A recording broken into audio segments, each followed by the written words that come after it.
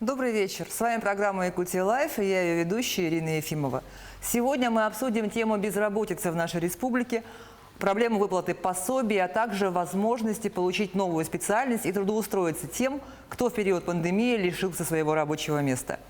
Задать свой вопрос можно прямо сейчас в прямом эфире студии по телефону 8 41 12 42 14 39 или по номеру горячей линии в мессенджере WhatsApp 8 914 273 44 88. Гости студии в режиме реального времени прокомментируют ситуацию. Сегодня на прямой связи с нами министр промышленности и геологии Якутии Максим Викторович Терещенко, первый заместитель председателя Государственного комитета Республики Саха-Якутия по занятости населения Елена Виссарионовна Калашникова и директор дальневосточного филиала компании HeadHunter из Владивостока Ксения Леонидовна Аверина с нами на связи. Добрый вечер, уважаемые гости. Добрый вечер. Добрый вечер. И я хочу начать с Елены Виссарионовны. По данным Минтруда России, на конец ноября текущего года в России число официально зарегистрированных безработных граждан составило более 3 миллионов 200 тысяч человек. Пик пришелся на сентябрь. Свыше 3 миллионов 700 тысяч зарегистрированных безработных. В Федерации независимых профсоюзов отметили, что такое снижение может быть связано с тем, что с 1 октября в России отменены повышенные пособия по безработице. А ради стандартного пособия люди просто не видят смысла заниматься бюрократией. Вот в связи с чем у меня вопрос. Просьба рассказать о ситуации в республике, сколько якутян получали пособие по безработице и как эта цифра изменилась с уменьшением суммы выплаты. Да, действительно, но если говорить в целом о ситуации, то можно отметить позитивный тренд. В Республике Саха-Якутия по сравнению с данными на июль 2020 года уровень безработицы снизился на 0,5%. И сейчас составляет 7,2%. При этом численность занятых в экономике увеличилась на 12,5 тысяч человек, а численность безработных сократилась на 1300. В последние месяцы наблюдается тенденция к снижению безработных граждан, которые состоят у нас на учете. Действительно, пик, максимальное количество зарегистрированных безработных приходилось на второй и третий квартал текущего года, когда их численность превышала 33 тысячи человек. На сегодняшний день их число сократилось на 3 тысячи, составляет 30 775 человек. Что касается выплаты по безработице, то действительно правительством Российской Федерации было принято решение о продлении на 3 месяца выплат по безработице гражданам, у которых период выплаты пособия истек после 1 марта текущего года. И после 1 октября выплата пособий по безработице не продлевается. В связи с этим действительно сократилось и количество безработных граждан, которые получают пособие. В настоящее время их у нас свыше 11 тысяч. Максим Викторович, а как дела обстоят в промышленном секторе? В вашей отрасли были сокращения массовые рабочих мест или закрытие предприятий? Всем было непросто. Пандемия оказала существенное влияние на такие, как добыча алмазов, гранильная отрасль, ювелирная. В части определенных сокращений поставок угля имели тоже события. Ну вот отмечу, например, наверное, ключевое, и на которое поступает большинство обращений граждан, ситуация в Миринском районе. Опять-таки, да, из-за падения спроса на алмазы происходят определенные оптимизационные процессы, преобразования, в частности, в компании «Алроса» по созданию центра, который будет заниматься сервисными услугами. И, соответственно, многие люди получили в этом муниципальном образовании уведомления. Но, тем не менее, компания в работе совместно с правительством, в частности, отмечу, Государственный комитет занятости населения, проводили очень активную работу для того, чтобы большинство все-таки были трудоустроены на подразделения компании в Минском районе. И им также предлагались вакансии в других районах нашей республики на другие промышленные предприятия. В целом я хочу отметить, что несмотря на пандемию, большинство отраслей погасывают рост и имеется, я скажу, даже много вакансий для потенциального.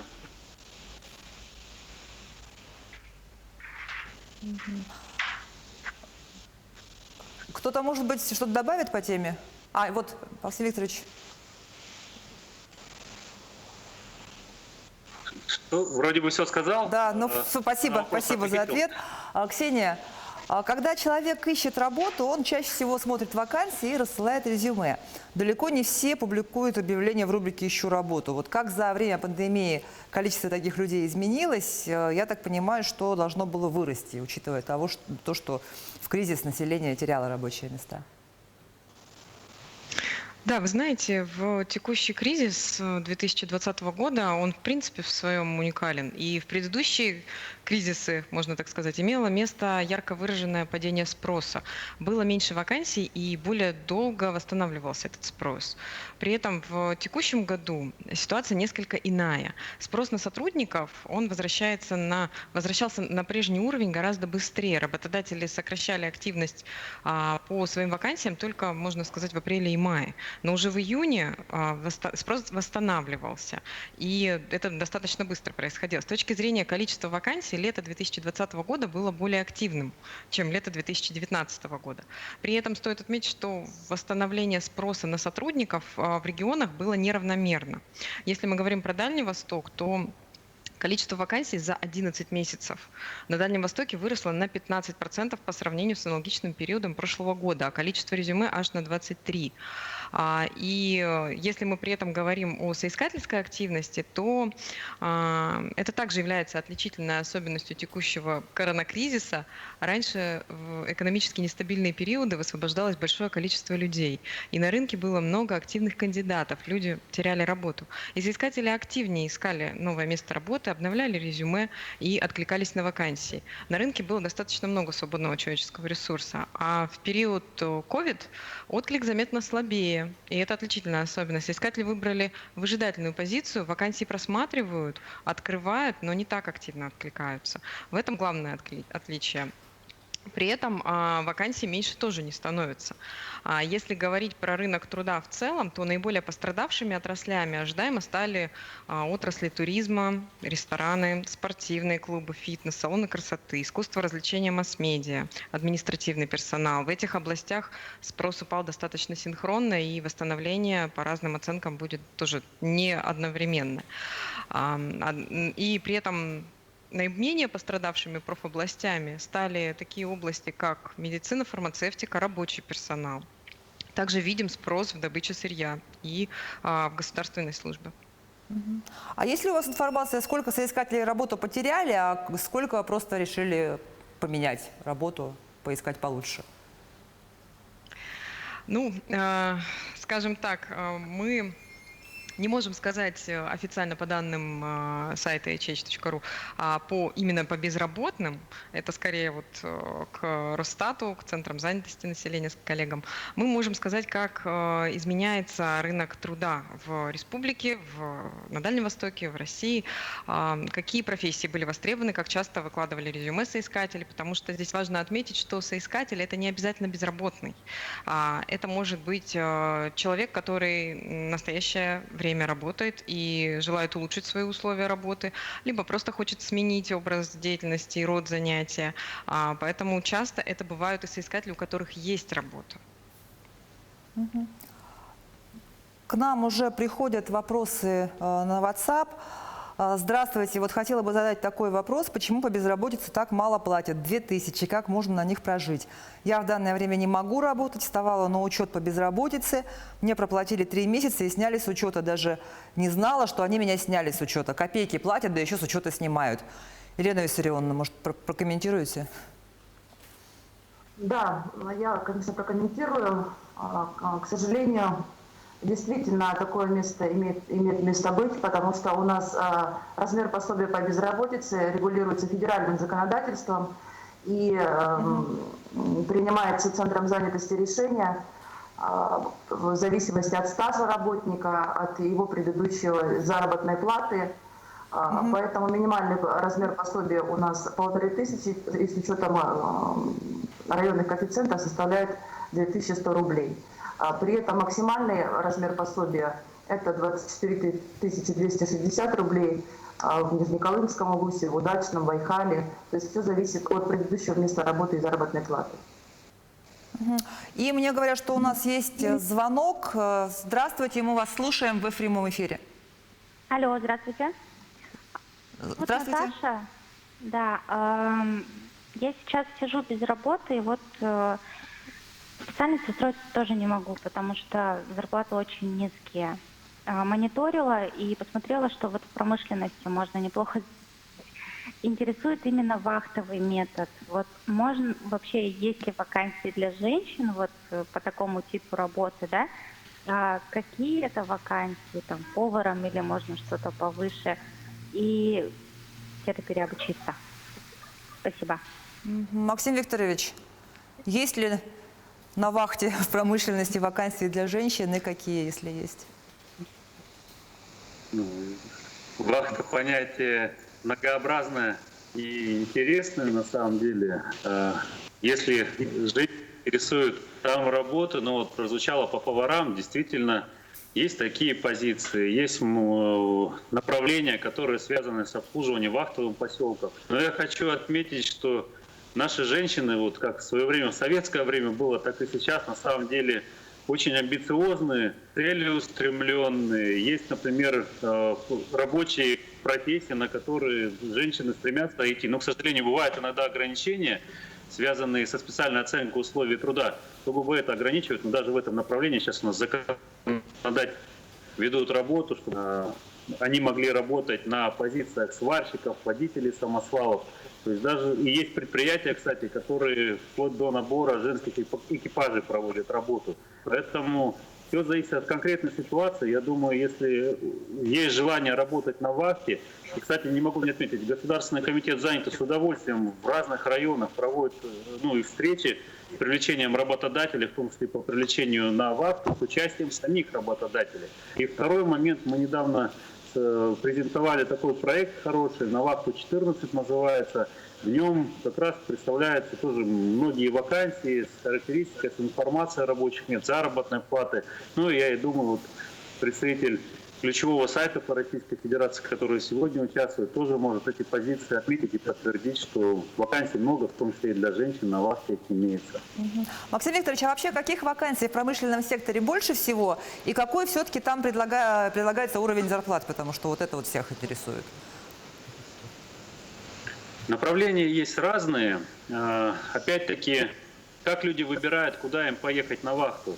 Кто-то смотрит, чтобы поближе, да? Кто-то, наоборот, смотрит, чтобы были комфортные условия труда, работодатель обеспечивал безопасность, соответственно, условия труда. И помимо этого не забывал о бытовой составляющей, потому что, находясь месяц на вахте, ты все-таки хочешь приходить, чтобы вагончики были или общежитие благоустроенное, и многие сопутствующие места, начиная от столовой, продолжая наличием спортзала и других возможностей. Но вот начнем не только, опять-таки, ситуация сейчас про вахту, да, хотел бы сказать, есть базисные, опорные города, например, и предприятия. Ну вот начнем с позиции водителя. Есть водитель, например, автобусов, ФАС, не ФАС, там заработная плата, она может варьироваться в Нерюнге, например, в Якут-Угле в районе 45-50 тысяч рублей. Ну, я вот на руки говорю. Востребованная позиция машиниста установок обогащения. Это тоже где-то от 45, но зарплата уже варьируется где-то до 65 тысяч. Хорошие, вот Колмар, например, компания предлагает горнорабочий подземный, электрослесарь подземный. Там на руки где-то уже 1070-90 набегает. Одни из самых высоких заработных плат по Якутии в промышленности в золотодобыче. К примеру, полиметалл, кстати, хорошая позиция, да, машинист экскаватора по вахте, он получает где-то порядка 180 тысяч рублей, и немного недалеко от них ушли, это водители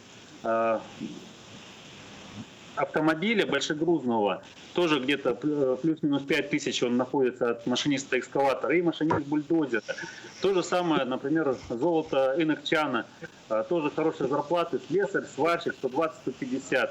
В области газодобычи, например, компании ЕТЭК, компании Газпром Трансгаз Томск, это уже транспортировка газа. Там такие позиции, как оператор по добыче, бурильщик, У них от 70 где-то до 90 тысяч, и, соответственно, машинист технологических установок, водитель автомобиля идет где-то от 70 тысяч рублей.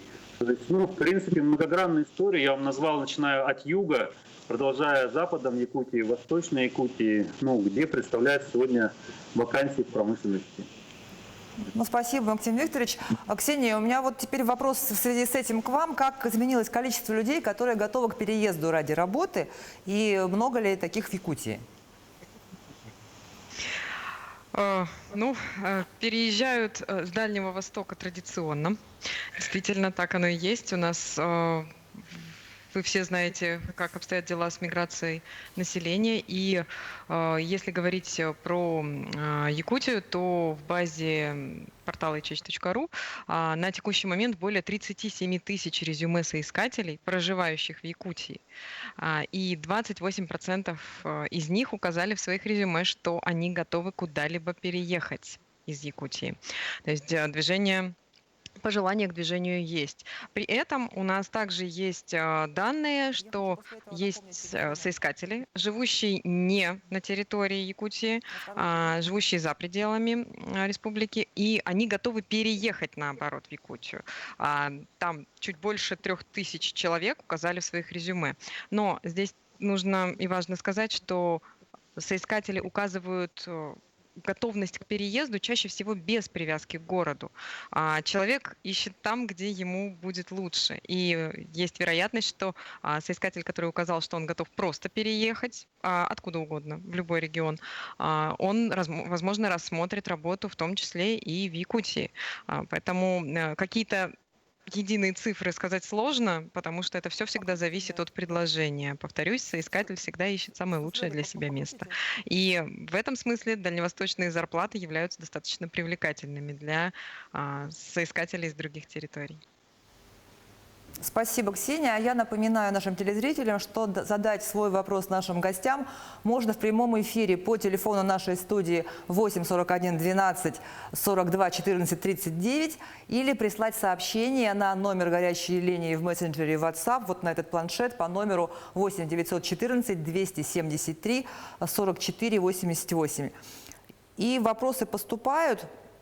Вот такой вопрос. Хочу найти работу через центр занятости, но боюсь в пик пандемии ходить по предприятиям. Как сейчас это делается в Якутске? Елена Виссарионовна. Да, сейчас в пик пандемии у нас не ведется личный прием граждан. Безусловно, никуда ходить не надо. У нас работает портал «Работа в России». Там вы можете зарегистрироваться через госуслуги. Или можно без регистрации, имеется свободный доступ ко всем вакансиям, которые размещены на сайте. Также имеется возможность направления резюме работодателю и его отклик на ваш запрос. Все вакансии ежедневно обновляются.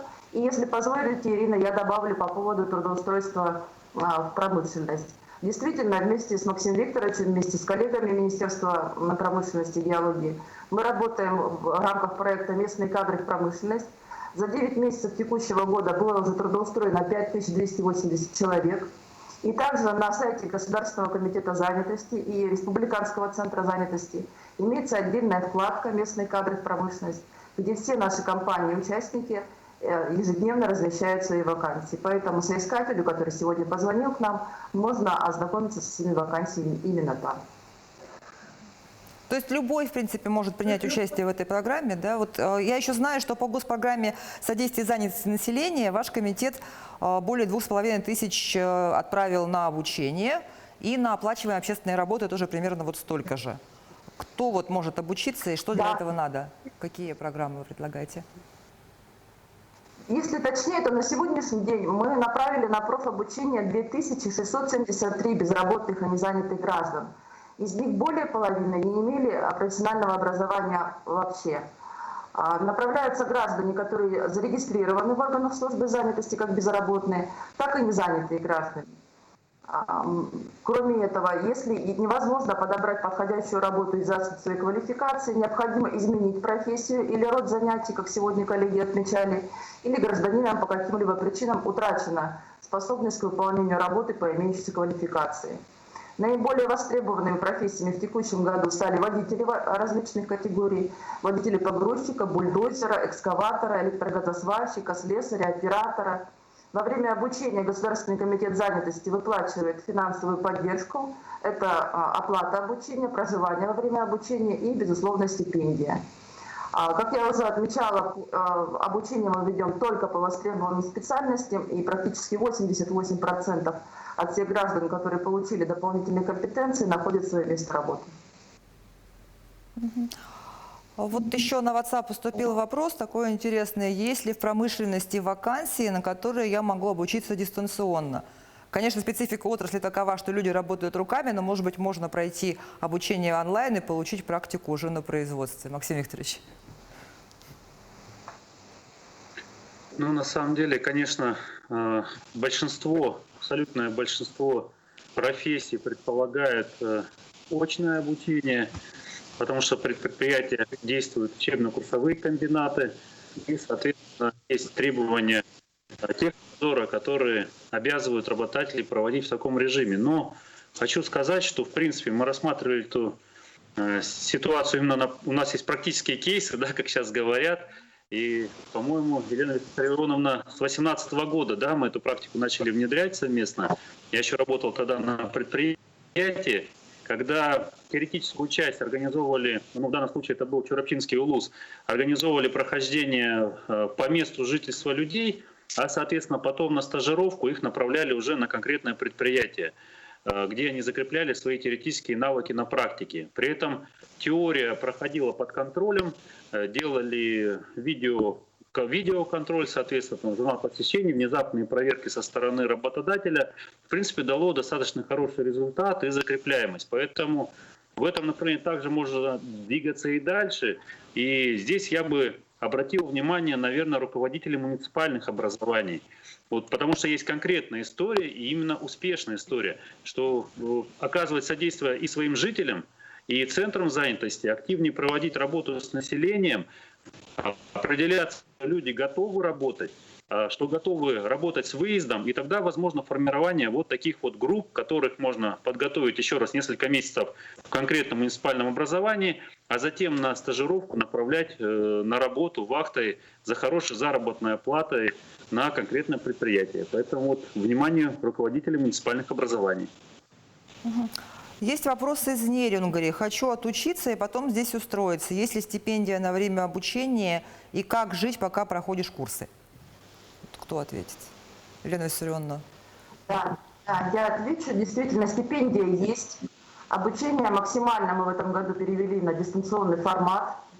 Как правильно отметил Максим Викторович, практику проходят практически все уже на объектах. Это и строительство, это и промышленность. Поэтому, в принципе, проблем нет. Поэтому пусть подходит в Центр занятости города Нерюнгри. Обязательно коллеги мои ему помогут. Вы не против, если вы дополните, конечно. Интересная история. Но я же прошу прощения, что тему угольщиков затрагиваю, да, но вот интересный, наверное, пример для таких работодателей сегодня у нас в республике дает компания «Колмар». То есть вот у них есть востребованные профессии, о которых я говорил, электрослесарь подземный, слесарь КПА, горнорабочий подземный. И они предлагают во взаимодействии с Южно-Якутским технологическим колледжем в Нерюнгри, ЮИТК, многие его знают, он действительно готовит хорошие кадры. И, кстати, очень кардинально изменился. Предлагаю прям многим родителям ознакомиться с этим колледжем, посмотреть, как они сегодня готовят современнейшее оборудование, что профессионалы с производства, которые приходят и говорят: слушайте, вы готовите людей на таком оборудовании, на котором мы будем работать только завтра, пока мы работаем даже на более старом оборудовании. Так вот, у них совместная история, которая предполагает обучение на этой профессии в течение, по-моему, 3 месяцев, ну, в частности, как минимум 3 месяцев со стипендией, потому что подготовка больше длится, по-моему, в районе 30 тысяч рублей. А еще есть интересная у них же история, комплимент от работодателя. То есть человек по заявлению, являющийся молодым специалистом, либо высококвалифицированным, ну, профессионалом в своей отрасли, он может по заявлению тоже получить разовую выплату в размере своей среднемесячной заработной платы и по итогам обучения, устроившись на предприятие. Вот есть такая интересная история. Да, очень круто. Ксения, а вот смотрите, в Якутии люди стремятся работать из-за северного коэффициента, из-за надбавки районной, а вот в других регионах Дальнего Востока на какую зарплату вот в сфере промышленности могут рассчитывать соискатели? Ну, каких-то специфических исследований о значимости для соискателей наличия северной надбавки при выборе места работы и при переезде в Якутию мы не имеем, но, конечно, уровень заработной платы является ключевым фактором при выборе места работы. Это нормально, и это характерно для соискателей из любых регионов. Наша служба исследований провела опрос, чтобы узнать, что важно при выборе работодателя для соискателей, и также как оценивают соискатели заботу о сотрудниках своей текущей компании. Опрос мы проводили, это свежий опрос с 12 ноября проводили этого года, среди более 5000 соискателей. В целом наличие соцпакета при выборе работодателей важно для 68% опрошенных, причем среди работающих этот процент выше, для 75%.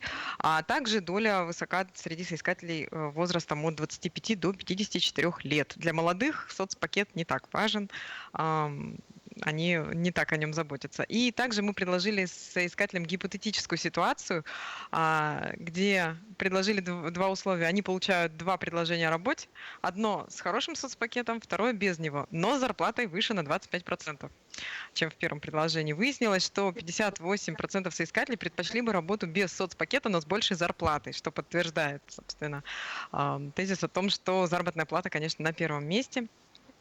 И при этом с соцпакетом очень часто соискатели из области рабочий персонал отмечают, что хотели бы работать. В среднем мы средние цифры без привязки к профобластям по заработным платам. Заработная плата специалиста там доходит и до 63 тысяч, но это средний, опять же.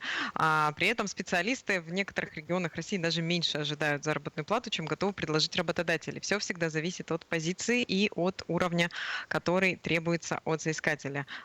Без опыта работы, с опытом, либо более 6 лет. То есть специалисты с большим опытом работы чаще всего оцениваются выше работодателями по заработной плате. Ага. Вот еще пришел вопрос на WhatsApp. Тоже, я думаю, что это к вам, Ксения.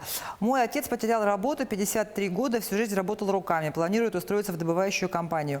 Как сейчас проходит собеседование, всякие скайп или зум, вдруг ему откажут просто из-за того, что он волновался? И вообще, как часто люди в возрасте заваливают онлайн-собеседование?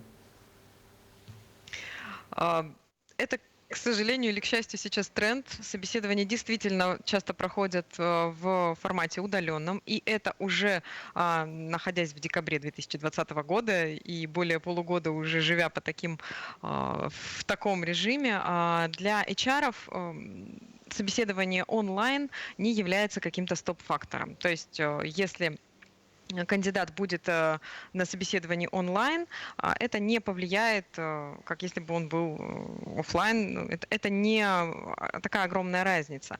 Вопрос волнения, он стоит для всех соискателей, потому что собеседование это всегда волнительно, и некоторые кандидаты действительно не могут справиться. Чаще всего, конечно, помогает подготовка. Не волноваться в процессе собеседования, будь то реальный разговор с человеком, либо разговор с компьютером при помощи Zoom или Skype. Самое главное подготовиться. Подготовиться к собеседованию можно в первую очередь тем, что отрепетировать, прочитать и правильно интерпретировать вакансию, задать вопросы, подготовить небольшую самопрезентацию. Если кандидат с опытом, я так понимаю, у нашего коллег, кто задал вопрос, кандидат с опытом, важно рассказать про него, потому что большой опыт – это большое преимущество. И здесь важно рассказать о своем опыте, о том, что доводилось делать, чем заниматься.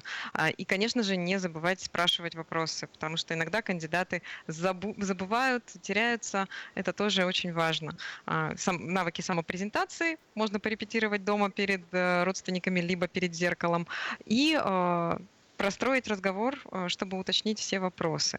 Поэтому бояться здесь не стоит. Сейчас находятся все в одном положении, и у нас есть положительный опыт большинства дальневосточных компаний, которые не просто трудоустраивали на удаленке, но и адаптировали. То есть сотрудники выходили, они не видели своего руководителя, не видели своих коллег, но при этом умудрялись адаптироваться. В профобласти производства, в добыче, в рабочий персонал, конечно, есть свои нюансы, сложнее, потом нужно будет выходить, но на этапе найма не нужно переживать на этот счет. Это уже реалии нашего времени, поэтому дерзайте. Спасибо, Ксения, за подробный такой ответ. Вот на WhatsApp приходят вопросы. Хочу найти работу через центр занятости, но боюсь в пик пандемии ходить по предприятиям. Как это сейчас делается в Якутске? Действительно, никуда ходить не надо. Я соглашусь с Ксенией, что полностью у нас все собеседования идут в онлайн-режиме. Если работодатель отобрал ваше резюме и направил вам отклик в личный кабинет на портале «Работа в России», вы будете приглашены на онлайн-собеседование и будут принимать решение HR той или иной компании. При этом есть возможность и личного собеседования по какому-либо графику. Более того, хочу отметить, что 15 декабря Государственная служба занятости и Центры занятости во всех улусах, районах проведут онлайн-ярмарку вакансий для крупных промышленных компаний. Вся информация у нас есть на сайте работавякутии.ру, поэтому я приглашаю всех желающих найти работу, не выходя из дома. А есть какая-то гарантия трудоустройства после обучения? Да, безусловно. Мы сейчас стараемся работать именно по заявкам работодателей. В этом году достаточно позитивный опыт работы с компанией «Полиметалл». У нас началось обучение для их новых производственных циклов. В этом году уже сели за парты и получают новые компетенции более 100 человек. В 2021 году еще 20 человек также закончат обучение и будут гарантированно трудоустроены. Кроме этого, для восполнения потребностей работодателей в отраслях экономики, пострадавших от коронавируса, особенно это касается строительства, был разработан дополнительный план по обучению безработных и незанятых граждан именно для стройки. На сегодняшний день все 320 человек уже проходят обучение, 41 человек нашли свою работу у работодателей, которые их, безусловно, уже ждали на своих объектах, потому что действительно была высокая потребность на строительных объектах. Максим Викторович, а какие промышленные предприятия Якутии сейчас обучают работников и кто делает это на перспективу? То есть бывает ли так, что рудник откроется только в следующем году, а персонал набирает уже сейчас? Ну, наверное, не набирают, а ведут подготовку своего персонала, ну, в том числе совместно с Министерством образования, совместно с учебными заведениями. Хочу отметить такую историю, как целевая подготовка. Очень хорошее направление, которое успешно реализуется в республике. Ну, я считаю, что у нее есть большой потенциал. И здесь многое зависит, в том числе от активности самих граждан. И не только причем выпускников, но и, конечно, их родителей. Как хорошо известной песне, да, поется. То есть вот отмечу, что сегодня ведут целевую подготовку, например, Иркутская нефтяная компания, ЕТЭК, Газпром, Трансгаз Томск, к примеру, Якутуголь, Колмар. Это очень важно, то есть ты понимаешь, что через такое-то определенное время человек со средним либо высшим образованием по необходимой специальности, либо конкретной профессии выйдет на... конечно, Алроса, да, например, не сказал, выйдет под конкретное рабочее место, потому что во время учебы он будет проходить практику на тех подразделениях, на тех позициях там, профессии либо специальности, которые необходимы и востребованы именно этой компании. То есть это вот первый блок, о котором хотелось бы сказать. Второе направление – это действительно, когда есть будущий проект, который еще только предстоит реализовать, либо уже реализуется в стадии подготовки, но ведется еще строительство, а потом, говорили мы о полиметалле, у них, например, порядка более 200 вакансий. Соответственно, точно так же необходимо вести подготовку этих людей, то есть определиться, сразу сказать, какие профессии будут востребованы, через какой период, и тогда получишь необходимых сотрудников в указанный срок. Потому что сейчас у тебя строители, а потом через определенное время понадобятся обогатители, водители, да, или слесари, сварщики и любые другие профессии и специальности в том числе. Также, например, «Газпром», «Трансгаз», Томск ведут строительство компрессорных станций, и понятно, что будет эксплуатация. Кстати, у компании, это дочернее предприятие группы компании «Газпром», многие говорят, работают со стороны и так далее. Да нет, у них более 90% это местное население. «Газпром», «Трансгаз», Томск. И они уже сегодня очень тесно сотрудничают с республикой. Мы в начале этого года